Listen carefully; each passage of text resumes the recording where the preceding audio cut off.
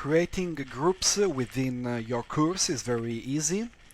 First of all, click on the Participants tab on the left of your screen. Click on the gear on the right side of the screen and select Groups. Here you can see a complete list of all the already available groups that's been already created.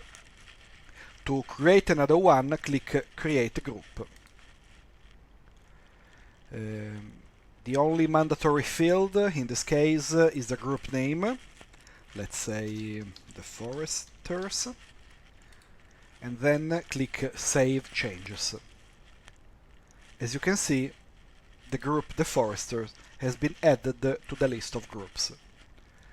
In order to add users to this group, click on Add Remove Users, and the complete list of users is shown. And in order to add users to the group, click on the user and then Add.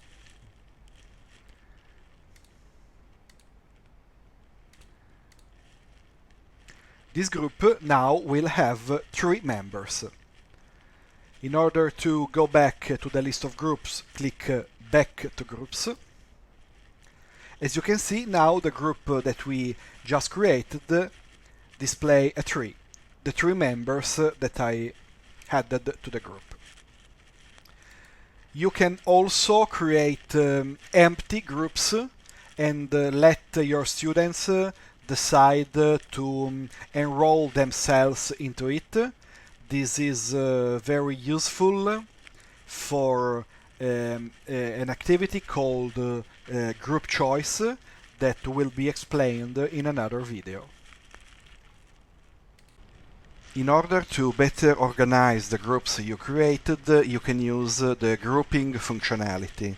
To access it, you click on the Groups link and then select Groupings in the Group tab. To create a grouping, you click on Create a Grouping and then give it a name.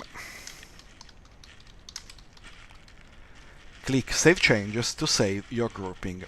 Groupings are basically a collection of groups within your course, and you can use them to associate tasks at one or more groups together in your course, so that they can work at the same time on the same task.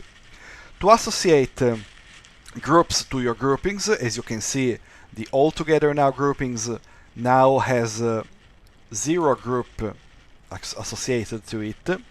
You can select the groups and then click Add.